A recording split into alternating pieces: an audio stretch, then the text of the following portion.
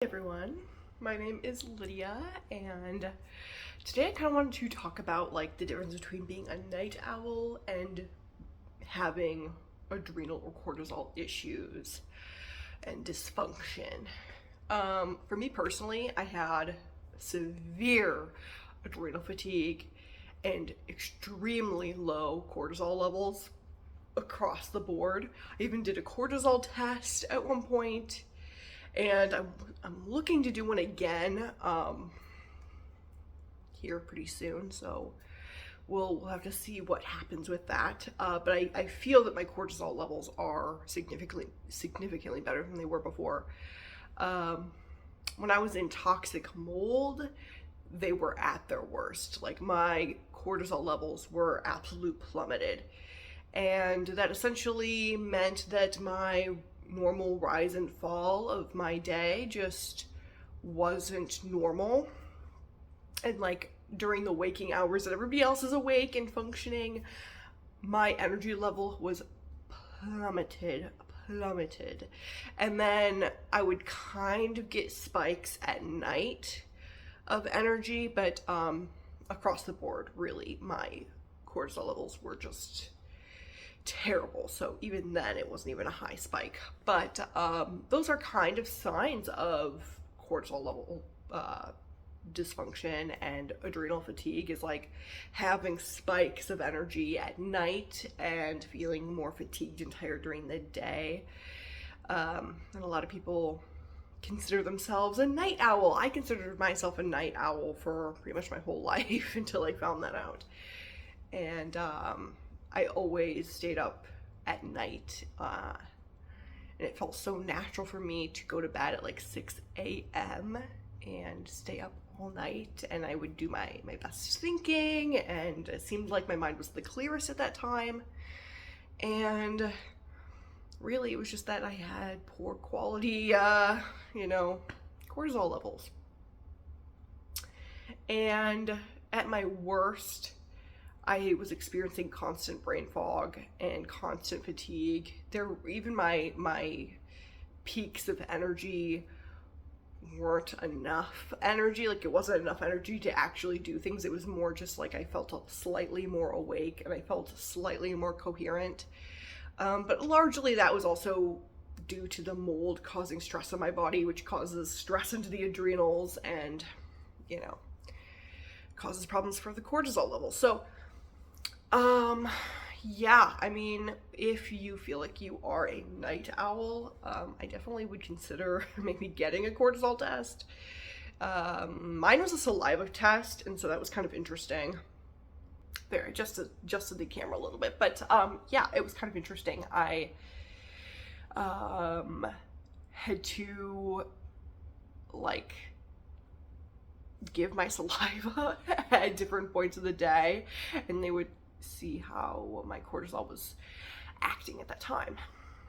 But I was also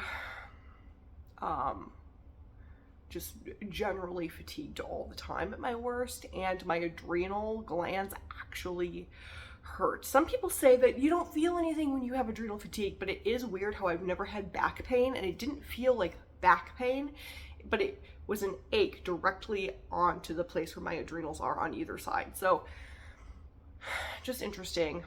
And it would only happen when I was super fatigued and putting a lot of stress on myself. I was not getting enough sleep, or I was drinking an excessive amount of coffee. And yeah, and there was a good point in my life where I just couldn't drink coffee at all. When I was an addict, truly a coffee addict, but I couldn't drink any coffee at all during my time in toxic mold at my worst, because my adrenals were just having such a difficult time, and they were in pain for the most of the time when I was drinking coffee. So it just was rough. So I had to stop drinking coffee for a long time, which was very difficult. Now that I have healed my adrenals significantly, and helped them.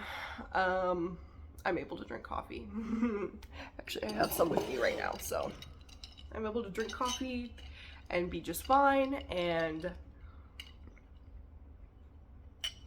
I don't go to bed super late anymore, which is huge.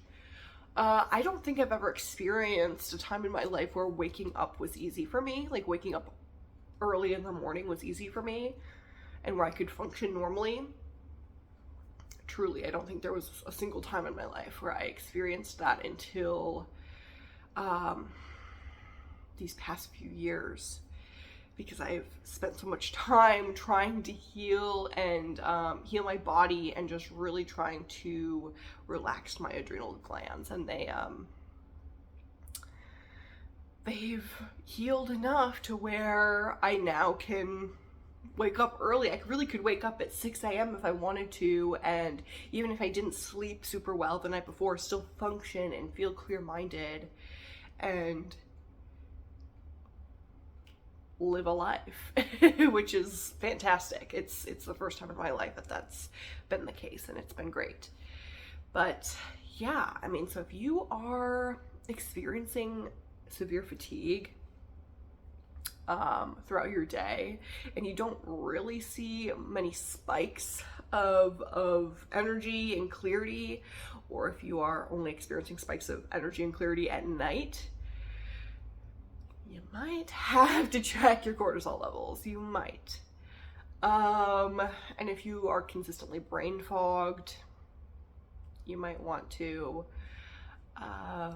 if you aren't noticing yourself having energy in the morning when you wake up and it's just so hard to get out of bed. It would be so hard for me to get out of bed. Like, it felt almost impossible, but I would have to make myself. Even throughout school, like my entire life, like, it just was so hard to wake up in the morning. I was not a morning person, and I wanted so desperately to be a morning person. And now I feel like I am able to try to achieve to be a morning person, if that makes sense. Whereas before, it felt like it was completely out of my ability to even try to be a morning person. And I, for the most part, didn't try to be a morning person. I was like, nope, I thrive at night, whatever. But now I feel like it's very tangible for me if I really wanted to focus on waking up super early and living that sort of life, which is great. Things that have helped me, one of the biggest things that have helped me is taking an adrenal supplement, notably ones with ashwagandha in them. I actually recently bought ashwagandha powder, and I've been putting that in like other teas and different. If I made protein shakes, I probably might try to put it in protein shakes, because it is interesting with ashwagandha that you can take it at night or during the day, and it helps you either have mental clarity during the day or wind down at night. It's fantastic. Really, anybody can take adrenal vitamins, because it's really more to help you naturally aid stress, which is awesome. So maybe give that a go. And cutting back on coffee, or if you can, just not drink coffee. Maybe have coffee some days have coffee replacements. I do love Dandy Blend. That can be a really good coffee replacement. I do drink decaf a lot of the time. Actually, I think this is decaf. I'm showing you this as though it's like proof that I'm better, but I think this is decaf. Yeah. But that can be helpful. Definitely working on healing your nervous system, regulating your nervous system, reminding yourself that you are safe and you are comfortable and you are loved and well,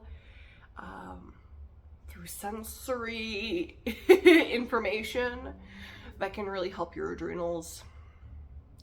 Another sign that you might have adrenal fatigue is that you might have some weight gain. There's something called the adrenal body, and it looks virtually the same across the board.